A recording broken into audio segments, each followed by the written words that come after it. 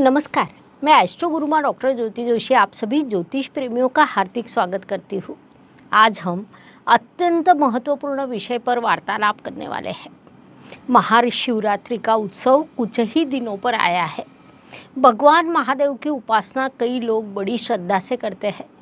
संपूर्ण भारत के 12 ज्योतिर्लिंग का बड़ा महत्व है। वास्तव में किसी मंदिर में जाकर हम पूजा उपासना कर सकते हैं, क्योंकि अंत में श्रद्धा महत्वपूर्ण होती है। लेकिन 12 ज्योतिर्लिंग और 12 राशि क्यों है? क्या यह प्रश्न किसी के मन में उपस्थित हुआ है? क्या उनका आपस में कुछ संबंध है? तो हाँ, अवश्य है। उनका संबंध सभी से आता है। अर्थात विशेष राशि के जातकों ने विशेष ज्योतिर्लिंग का दर्शन लेना लाभकारी माना जाता है। उस अनुसार कौन से राशि के जातकों ने कौन से ज्योतिर्लिंग का दर्शन लेना चाहिए, इस विषय पर हम आज वार्तालाप करने वाले हैं। इसीलिए आज के भाग को अंत तक देखना ना भूलें। साथ ही यह जानकारी अच्छी लगे तो वीडियो को शेयर भी करें, ताकि दूसरों तक यह जानकारी पहुंच सके।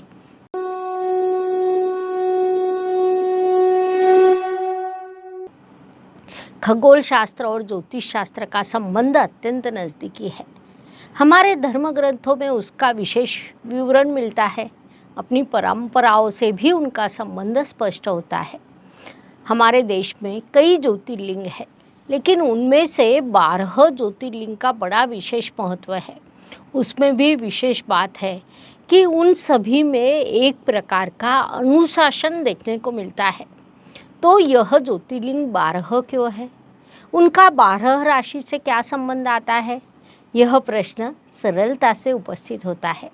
उसकी जानकारी जब हम ग्रंथों में खोजने लगते हैं या अन्य कहीं से भी खोजते हैं, तो उनका अत्यंत नज़दीकी संबंध दिखाई देता है।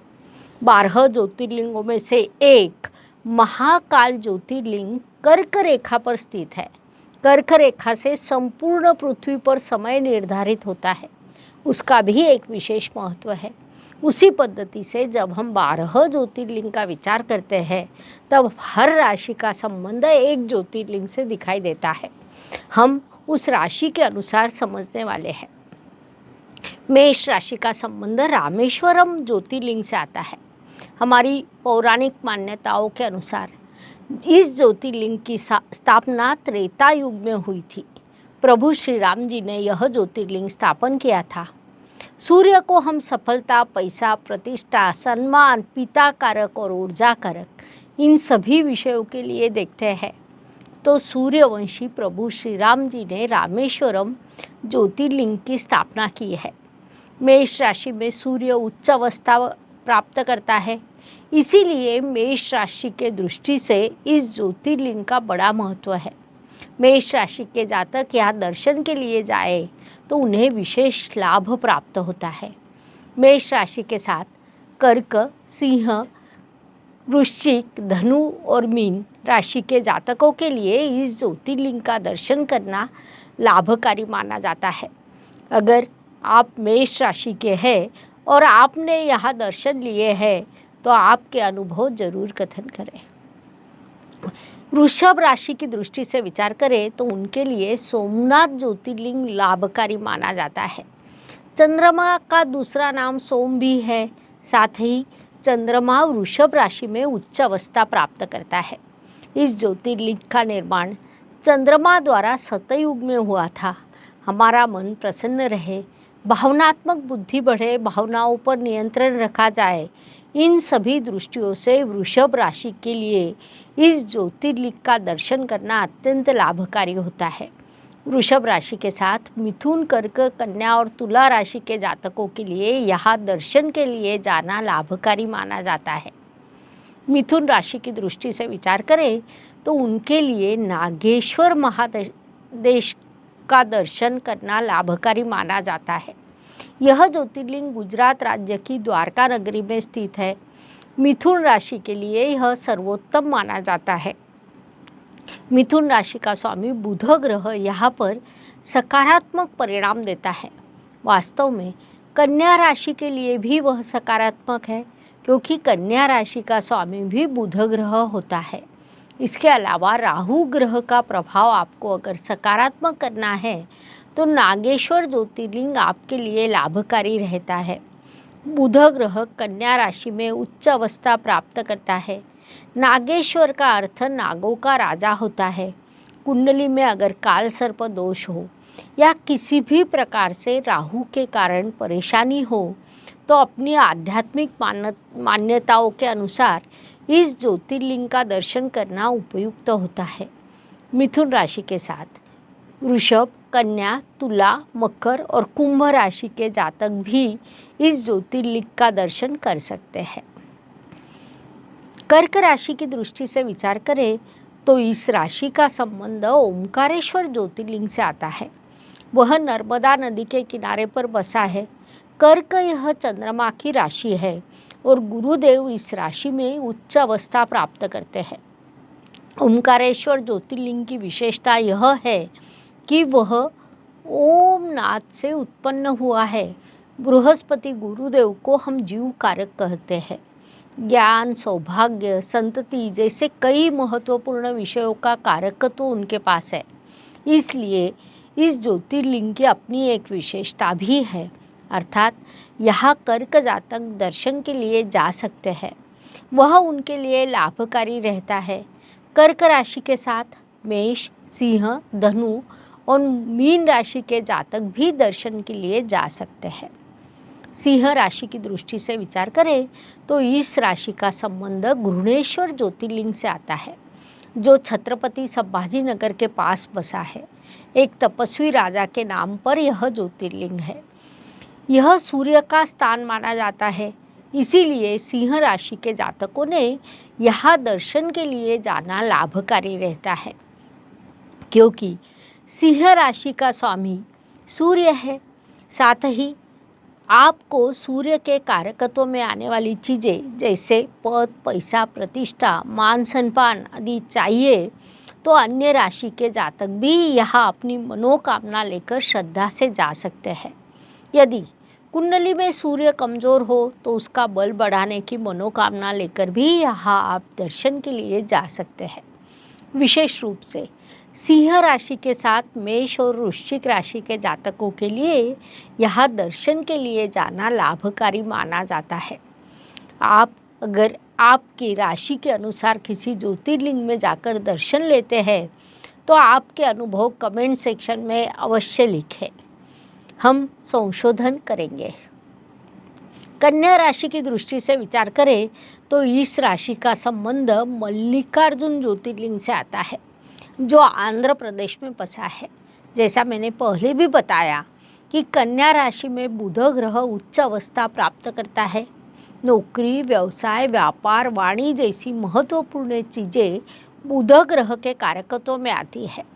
कुंडली में बुध ग्रह का बल बढ़ाने के लिए इस ज्योतिर्लिंग का दर्शन करना लाभकारी होता है, जिस कारण जिन्हें बुध ग्रह का बल बढ़ाना हो वे वैसी मनोकामना लेकर यहाँ दर्शन के लिए जा सकते हैं। विशेष रूप से कन्या राशि के साथ मिथुन और वृषभ राशि के जातक भी यहाँ दर्शन के लिए जा सकते हैं। साथ ही मकर राशि के भाग्य स्थान में कन्या राशि आती है। कुंभ राशि के लिए भी मल्लिकार्जुन ज्योतिर्लिंग लाभकारी होता है, क्योंकि यहाँ दोनों त्रिकोण का संबंध आता है। तुला राशि की दृष्टि से विचार करें तो इस राशि का संबंध महाकालेश्वर ज्योतिर्लिंग से आता है, जो उज्जैन नगरी में बसा है। यह शनिदेव का उच्च स्थान है। जैसे हमें पता है कि शनि को संपूर्ण विश्व का न्यायाधीश कहा जाता है। काल को नियंत्रित करना यह भी महाकालेश्वर ज्योतिर्लिंग की विशेषता कही जा सकती है। इसीलिए सभी राशि के जातकों ने यहाँ पर दर्शन के लिए भीड़ होती है। लेकिन तुला राशि के साथ मकर, कुंभ राशि के जातकों के लिए यह ज्योतिर्लिंग का दर्शन करना लाभकारी माना जाता है। साथ ही वृषभ, मिथुन और कन्या राशि के जातक भी यहाँ दर्शन के लिए जा सकते हैं। वृश्चिक राशि की दृष्टि से विचार करें तो इस राशि का संबंध बाबा बैद्यनाथ ज्योतिर्लिंग से आता है, जो झारखंड में बसा है। यहाँ वृश्चिक राशि के जातकों का दर्शन के लिए जाना अत्यंत लाभकारी रहता है। वास्तव में जिन्हें आध्यात्मिक उन्नति करनी है, ऐसे सभी जातक वैसी मनोकामना लेकर यहाँ दर्शन के लिए जा सकते हैं। मेष, सिंह, धनु, मीन राशि के जातक यहाँ मनोकामना लेकर दर्शन के लिए जा सकते हैं, जिससे उनकी मनोकामना अवश्य पूरी होगी। धनु राशि की दृष्टि से विचार करें तो इस राशि का संबंध काशी विश्वनाथ ज्योतिर्लिंग से आता है। धनु राशि में केतु ग्रह उच्च अवस्था प्राप्त करता है।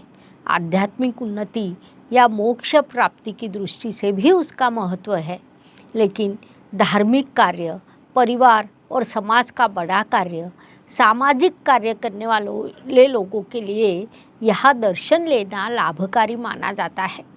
धनु राशि के साथ मेष, कर्क, सिंह राशि के जातक भी यहाँ पर अपनी मनोकामना लेकर दर्शन के लिए जा सकते हैं। मकर राशि की दृष्टि से विचार करें तो इस राशि का संबंध भीमाशंकर ज्योतिर्लिंग से आता है। यहाँ पर मोटेश्वर ज्योतिर्लिंग है जो पुणे के नज़दीक है। जैसा हमें पता है कि मकर राशि में मंगल ग्रह उच्च अवस्था प्राप्त करता है, इसीलिए मकर राशि के जातकों ने यहाँ दर्शन के लिए जाना लाभकारी रहता है। मकर राशि के साथ मिथुन, कन्या और कुंभ राशि के जातक भी यहाँ दर्शन के लिए जा सकते हैं, वह उनके लिए लाभकारी रहता है। कुंभ राशि की दृष्टि से विचार करें तो इस राशि का संबंध केदारनाथ ज्योतिर्लिंग से आता है, जिस कारण कुंभ राशि के जातकों ने यहाँ दर्शन के लिए जाना लाभकारी रहेगा। कुंडली में शनि और राहु का प्रबल करने के लिए इस ज्योतिर्लिंग का दर्शन करना अत्यंत उपयुक्त माना जाता है। इसीलिए जिन्हें कुंडली के शनि और राहु इन दो ग्रहों को प्रबल करना हो, वे वैसी मनोकामना लेकर यहाँ दर्शन के लिए जा सकते हैं। कुंभ राशि के साथ यहाँ वृषभ, तुला और मकर राशि के जातक भी दर्शन के लिए जा सकते हैं। मीन राशि की दृष्टि से विचार करें तो इस राशि का संबंध त्र्यंबकेश्वर ज्योतिर्लिंग से आता है। जैसा हमें पता है कि मीन राशि में शुक्र ग्रह उच्च अवस्था प्राप्त करता है। इस स्थान पर कई दोषों से मुक्ति मिलती है। मनुष्य अध्यात्म की ओर खींचा जाता है। कई रोगों से मुक्ति मिलती है, जिस कारण अन्य सभी राशियों के जातक भी यहाँ दर्शन के लिए जा सकते हैं। मीन राशि के साथ कर्क, सिंह और वृश्चिक राशि के जातकों ने यहाँ दर्शन के लिए जाना लाभकारी रहता है। इस प्रकार 12 ज्योतिर्लिंग और 12 राशियों का एक दूसरे से संबंध स्पष्ट करने के लिए इतनी जानकारी पर्याप्त है। आप अपने अनुभव जरूर शेयर करें। आप अगर अपनी राशि के अनुसार किसी ज्योतिर्लिंग पर जाकर दर्शन लेते हैं तो आपको क्या अनुभव प्राप्त हुए, हमें ज़रूर शेयर करें। कमेंट बॉक्स में आपकी नोट लिखें। यह शास्त्रीय जानकारी अच्छी लगी हो तो वीडियो को लाइक, शेयर, सब्सक्राइब करना ना भूलें ताकि दूसरों तक पहुंच सके। धन्यवाद। शुभम भवतु। जय ज्योतिष। ज्योतिष का अध्ययन तथा शास्त्र की शास्त्रीय तरीके से पढ़ाई करने के लिए मेरी 2 किताबें प्रकाशित हो चुकी है, उनका अवश्य लाभ लीजिए। Please like, share and subscribe the channel और हाँ, बेल आइकॉन दबाना ना भूलें। धन्यवाद।